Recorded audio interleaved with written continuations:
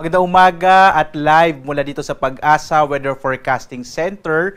Narito na ang lagay ng ating panahon ngayong araw nga ng Martes, unang araw sa buwan ng Hulyo. Nasa second half na po tayo ng taong 2025.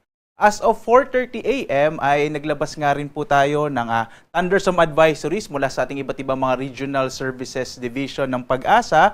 Meron po dito sa may Bataan at Zambales, gayon din dito sa may area ng Palawan. Nag-issue po tayo ng thunderstorm advisory. Ibig sabihin, posibleng makaranas pa rin ng mga thunderstorm o mga pagkilat-pagkulog sa may bahaging ito ng ating bansa na maaaring magtagal ng 1 hanggang 2 oras. Kapag pumunta po tayo dito sa panahon.gov.ph at kinilik po natin itong area na to, makikita natin yung mas detalyadong update dito sa ating mga thunderstorm advisory gaya ng kung anong oras po natin to in-issue as of 3:45 AM na maaaring magtagal hanggang 5:45 AM yung ating inaasahang mga pagkilat-pagulog sa may bahagi ng Bataan at Zambales. Kaya inanyayahan ko po kayo na bisitahin itong panahon.gov.ph kung saan makikita nga rin natin ang ating mga thunderstorm advisories, rainfall information at iba pang update sa ating lagay ng panahon.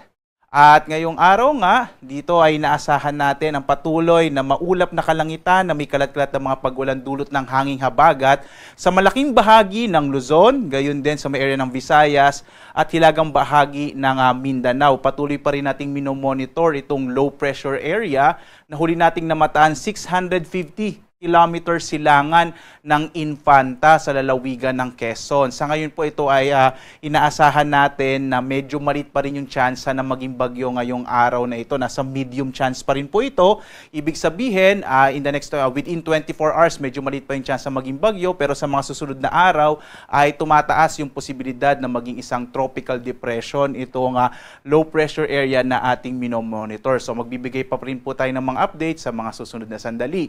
Samantala naman, in the next 4 days, inaasahan natin magpapatuloy ang maulap na kalangitan na malaking tsansa ng mga pag-ulan hanggang sa pagtatapos ng linggong ito sa malaking bahagi ng Luzon at Visayas dahil sa epekto ng hanging habagat or southwest monsoon. Inaasahan naman natin medyo mababawasan na yung mga pag-ulan sa Mindanao sa mga susunod na araw.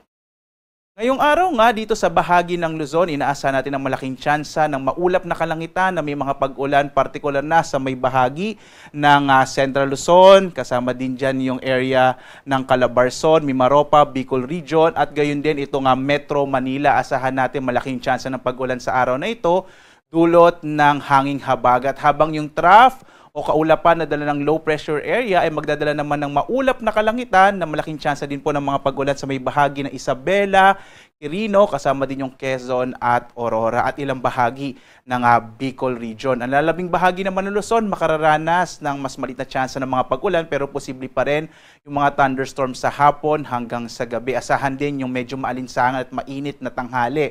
Agwat nga ng temperatura sa Lawag nasa 24 to 32 degrees Celsius, sa Tuguegarao 25 to 34 degrees Celsius, sa Baguio naman 17 to 23 degrees Celsius, sa Metro Manila 25 to 30 degrees Celsius, sa Tagaytay 23 to 30 degrees Celsius, habang sa Legazpi sa Bicol ay nasa 25 to 31 degrees Celsius.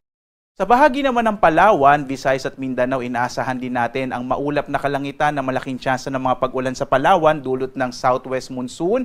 Ang Calayan Islands ay may temperaturang 25 to 32 degrees Celsius, sa Puerto Princesa 25 to 32 degrees Celsius. Ang malaking bahagi din ng Kabisayaan ay makararanas na malaking tsansa ng mga pag-ulan na dulot ng southwest monsoon o habagat. Agwat ang temperatura sa Iloilo hanggang 30 degrees Celsius, sa Cebu naman 26 to 31 degrees Celsius at gayon sa Tacloban nasa 26 to 31 degrees Celsius. Sa bahagi naman ng Mindanao, yung hilagang bahagi ng Mindanao, ito po yung area ng Zamboanga Peninsula, Northern Mindanao at Caraga ay makararanas din ng maulap na kalangitan na may malaking tsansa ng mga pag-ulan na dulot ng southwest monsoon o habagat, habang ang nalalabing bahagi ng Mindanao ay posibleng makaranas ng mas maliit na tsansa ng mga pag-ulan pero merong mga localized thunderstorms pa rin at epekto din ng southwest monsoon o habagat. Yung agwat ng temperatura sa Zamboanga 25 to 32 degrees Celsius, sa Cagayan de Oro 24 to 31 degrees Celsius, habang sa Davao 24 to 32 degrees Celsius. Sa lagay naman ng ating karagatan ay wala po tayong nakataas na gale warning. Ibig sabihin, maaaring pumalaot yung mga sasakyang pandagat at malilit na mga bangka sa mga baybayin ng ating bansa dahil banayad na kasakatamtaman na magiging pag-alon ng ating karagatan. Bagamat mag-ingat kapag may mga thunderstorms, kuminsan nagpapalakas ito ng alon ng ating mga baybayin.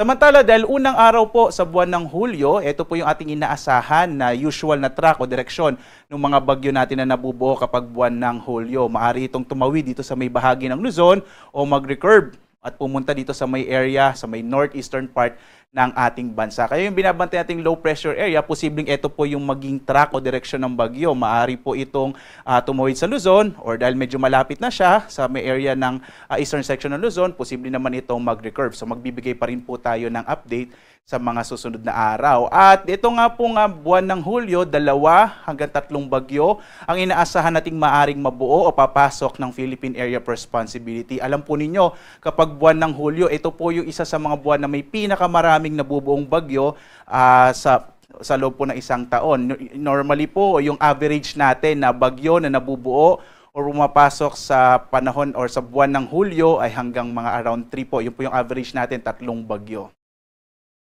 Samantala naman, ang ating araw ay sisikat mamayang 5:31 na umaga at lulubog, ganap na 6:29 ng gabi.